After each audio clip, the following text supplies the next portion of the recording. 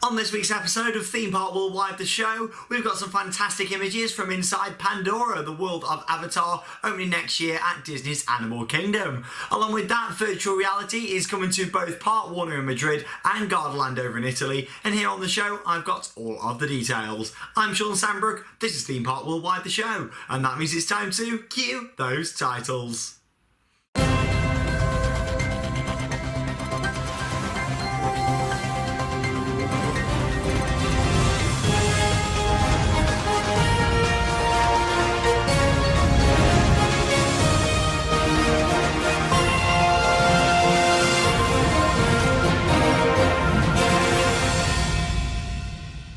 And as always, a very warm welcome to this week's episode of the show. I hope you all had an absolutely fantastic Christmas. It's now coming round to New Year, so this Friday, me and Harry are heading out to Florida, where we're going to be sharing 14 days of live updates from all of the theme parks over there. On New Year's Eve, we're going to be spending our day in Walt Disney World. We're going to be sharing the night with you guys with live updates throughout the whole of the trip, but of course, the New Year's Eve celebrations will be the highlight of that trip for us. I can't wait to go over there and see Walt Disney World with all the Christmas decorations, and it's just generally going to be a really nice trip. So make sure you check out our next two episodes of the show, which will be on location from Florida, along with, of course, the vlogs when we return from the trip.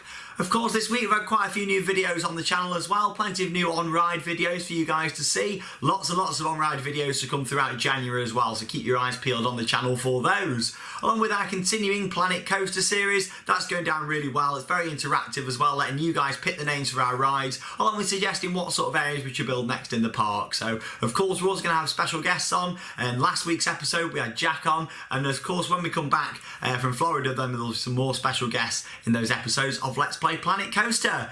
Quite a bit of theme park news to talk about then this week, so it's now time for news off the rails.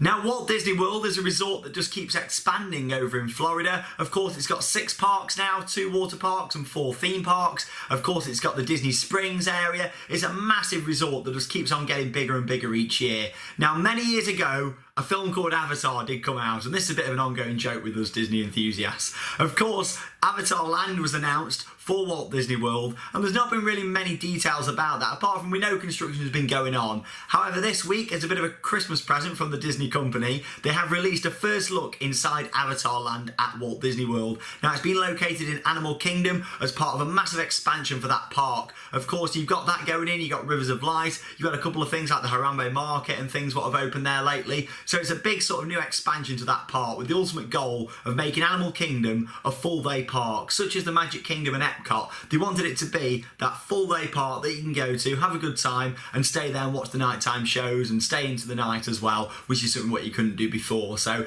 2 rides over in Avatar Land, the Na'vi River Journey and Avatar Flight of Passage. It's just going to be gorgeous looking up and seeing all the plants and all the scenery. Of course, then you've got the soundtrack, the lighting, the different ambience that Disney create inside their attractions. And let's just hope it's worth the wait. Seeing this video has restored a lot of faith in this for me. I mean, we just haven't heard much about it, and you see like Universal knocking things up really quick and lots going on. With the Disney attractions, they do take a long time to build, but I think that's mostly due to it being physical theming and not actual screens. Universal do theming, but they use a lot of screens as well in their attractions. With Disney, they tend to keep screens to a minimum and let you see them actual theme in and think, oh wow, look at that rock work. And when you walk into Avatar and just see all that floating rocks, it's going to be absolutely stunning, and I can't wait to go and see it for myself in the next few years. So really exciting stuff at Animal Kingdom, and of course we'll keep you up to date here on the channel. Over the next couple of weeks we're going to be back at Animal Kingdom, so in the vlog we'll have a look at the construction and see how it's coming on just there. Now back to a European park now, and that is Park Warner over in Madrid. I actually went for my first visit earlier this year, had a great time. However, in 2017 it's the park's 15th anniversary, and we're going to share with you now a few of the details. Some of these are confirmed, some of them are just strong rumours at the moment. So we've got brand new shows starting from March when the park opens, along with the renewed Hollywood Parade, which will be interesting to see. I mean, it needed a bit of a renewal. I mean, I liked it, but it just needed that little bit of work, a little bit of a new soundtrack, and you never know, IMAscore could be involved world for all we know. So they've got a renewal of the Warner Nights, a special 15 years show as well, which is exciting.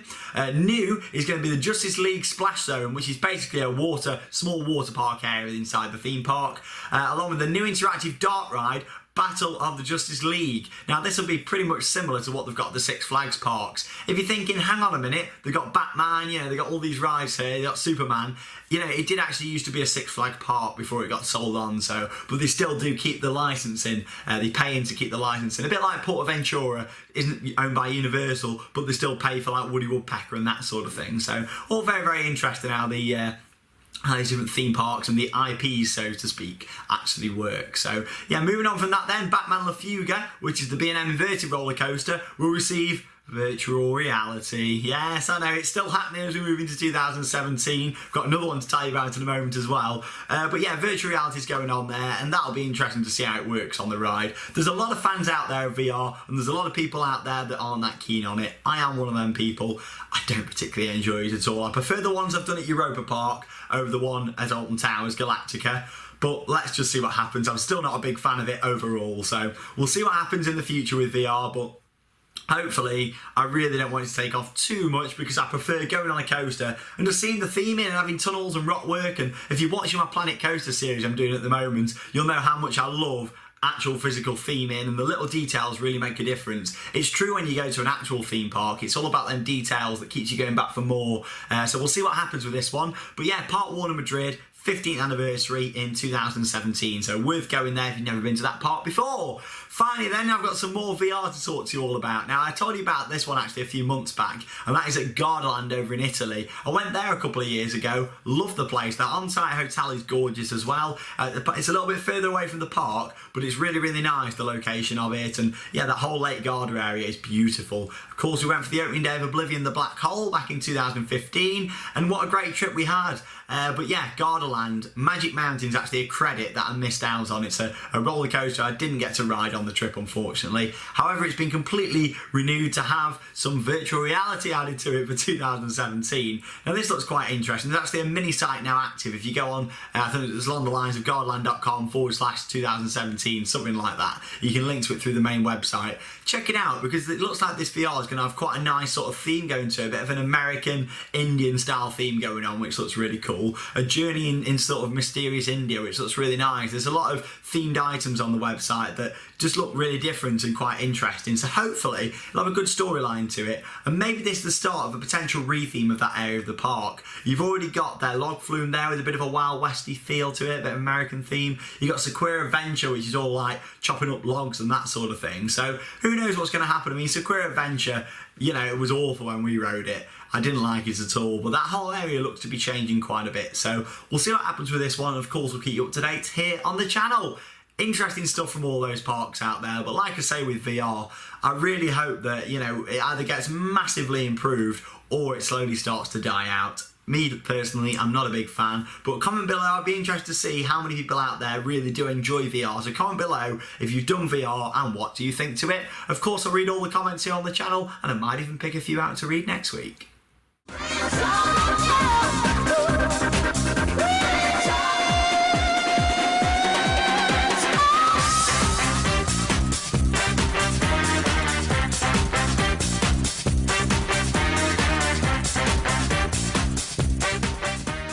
Time for Merch Paradise, and you might be thinking, oh, this week Shawn's moved the camera back to where it used to be. That's because the work is really progressing now here at the World of Theme Parks. In fact, whilst I'm talking about it, here's some images on the screen, some video footage showing what I've done so far here at the World of Theme Parks. So we'll start off just there with the Haunted Mansion sign. You can see that I've put like a fake wallpaper behind it with some brickwork and stuck my Haunted Mansion sign on top of that, which is really cool. I'm enjoying that. You can see next to the Haunted Mansion sign just there as well, you can see that I've actually put like grey paint on the wall. This is for the whole apocalypse sort of area that I'm going to do there as well. So there's going to be the seat, what you can see just behind me in the main video. That's going to be just there at the side, along with the stand-up seat, what I've got there as well. Stand-up seat, does that make sense? Yeah, we'll go with that. Moving on, some more shelves being completed there. That's where all my little items are going on the shelves, along with some of the mugs that I've got as well that couldn't fit on the back wall. Of course, then we've got the London Dungeon section. I would have liked to have themed the back wall up there, but due to having lots of concept art and pictures to show from Alton Towers and things, that's not going to happen. I'm going to keep that on display at the back there as well. Finally then, you can just see it in the back of this video as well. You've got the bobsleigh sign what I've put up, the bobsleigh this way from Oakwood, an Alton Towers water park sign that I got quite recently, along with the Colossus seat and the Bubbleworks man. So that's sort of completing that area there as well. So you can see I've painted the wall pink as well behind the Bubbleworks man. So it's all looking really good so far at the world of theme parks. I'll keep you up to date as we move into the end of January. Of course, the next 2 episodes are going to be over from Florida. So like I say, hopefully when I come back, I'll get everything finished and it'll all be done. But it's been a bit of an ongoing project. It took a lot longer than I wanted it to be, but of course with it being the festive season and lots of other stuff going on like Planet Coaster, you know, this has took a bit of a back burner. Of course it's quite cold out here at the moment because we are in a shed, believe it or not, the world of theme parks. Check out our videos showing all about the merchandise actually and the location of it. It's really interesting. But yeah, so it's quite cold. I haven't spent as much time out here as I wanted, but I will do as it starts warming up and we get towards February and the start of the theme park season. Blackpool Pleasure Beach opening day. Can't wait. Questions, questions, questions everywhere. So it is time for Ask Me Anything. The first question of 4 this week comes from Jack, who has asked, do I think it would be a good idea to increase Oblivion at Alton Towers ride length? So, with Oblivion, it was a prototype ride when it opened back in 1998. It was the world's first vertical drop roller coaster. Even though it's not 100% vertical, it's very, very close. However, do I think they should change the layout? Not at all. I think it's a very classic ride for the park now. And at the end of the day, it's 20 years old soon. You know, it's 19 years old in 2017. It's going to be 20 for 2018. So, I think that ride should stay just as it is. And let's all appreciate the fact that we wouldn't have bigger dive coasters such as She-Cra and Griffin if it wasn't for our one and only Oblivion and Alton Towers. So thanks for your question. Next up, a very interesting question that I'm not sure I quite know the answer to. That's from William, who has asked, how does the Twirling Toadstool ride work? So the Twirling Toadstool is a wave swinger, so to speak. We'll call it a wave swinger at Alton Towers. Now, I don't 100% know the answer to this. As you know, I love my roller coasters and theme parks. But when it comes to the technical side of things, like how many bolts there are in rides and that sort of stuff, I don't know a lot of that. You know, it's a lot of stuff to learn in terms of the technical stuff behind rides. I'm sure there's a lot of people out there who watch this channel who could probably tell you exactly how it works. But I'm going to tell you how I think it sort of works. So, of course, you've got the main structure.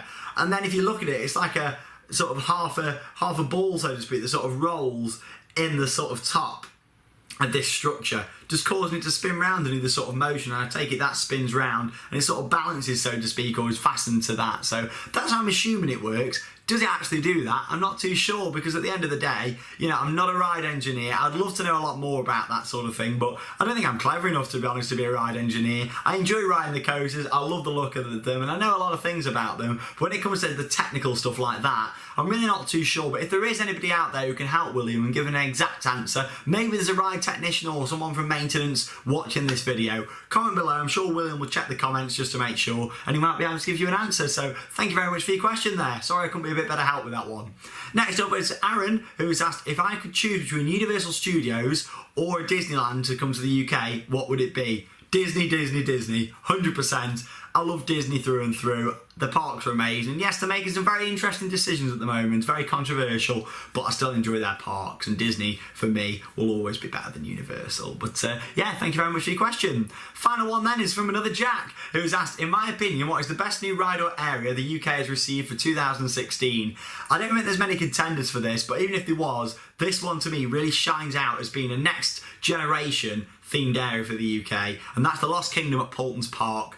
I love it. I think it's brilliant. You got a few good rides in there, 2 coasters from Vekoma, and it's just a brilliant themed area of the park. Make sure you check out our videos from Paultons Park, along with checking out the vlog. I know quite a few of the marketing guys at Paultons Park, and I know they also watch this channel, so hi out there to you guys. I hope you're all enjoying your cups of tea in the office, and we'll be back to see you in 2017. So thank you very much for all your questions this week. If you've got anything you want me to answer for next week, all you need to do is send it in. It's ask@themeparkworldwide.co.uk, or send it as a message on our Facebook page. So it's come to the final section of this week's episode of the show. It is, of course, Interact with me. First off then, we've got Crystal, who's had a photo with a few of us from Theme Park Worldwide at Winter Wonderland in Stoke. Make sure you check out the vlog if you've not seen it. Next up then, we've got Stuart on Vampire. Thanks for sharing your photo. Love Vampire. What a classic coaster. That really is. Next up then, we've got Max, who's got a photo there with me. Oh, I hope you had a great Christmas. You can see the wonderful Christmas trees in the background there. I wonder who decorated those. Well, thank you very much for having a photo with me there at Alton Towers. Next up then, you've got Owen with a fantastic merchandise selection there as well. Thanks for sharing that one. Moving on then, you got Aaron with an Oblivion badge. Oh, that's quite cool. Quite a rare one, that as well. I actually bought 2 of those myself. One's on a shelf somewhere here at the World of Theme Parks. Or it was before the refurb anyway. And I've got one that I kept in the packet just because, you know, at the end of the day, I like keeping things in that pristine condition for future years. So thank you very much for that. Rory has then got a map collection there as well to share with you guys. Look at that there, Rory. Absolutely fantastic. Moving on from there, we've got a fantastic happy birthday this week, and that goes out there to Stuart. So happy birthday. I hope you've had a fantastic time from all of us here at Theme Park Worldwide. But get a little bit thin on the ground at the moment with our Interact items. I know it's winter, it's Christmas, and you've all probably got a lot more important things on your mind. But if you've got any photos you want to share with the viewers of Theme Park Worldwide here on the show, all you need to do is send them in. It's interact@themeparkworldwide.co.uk. Send them as an email through just there, and just make sure you send it the once. If your show is not featured in the next episode, don't worry, we have got all your emails, and we will have a little look and get it in the next week's episode for you. If you don't want to send them through email, you can just send them as a private message on the Theme Park Worldwide Facebook page. Make sure you head out to the Facebook and Twitter pages at the moment, because we've got the live updates coming from this weekend, of course, from our mega trip to Florida. Thank you very much for watching Theme Park Worldwide. I hope you'll have a very, very great Christmas. I hope you enjoyed it. It was a great special time for us all here at the channel, and of course, hope you guys all enjoyed it as well. And that leads me on to say, have a very, very happy New Year. I'll see you over on our Twitter and Facebook for live updates from New Year's Eve at Walt Disney World. And that means it's time to cue those credits. Bye, guys.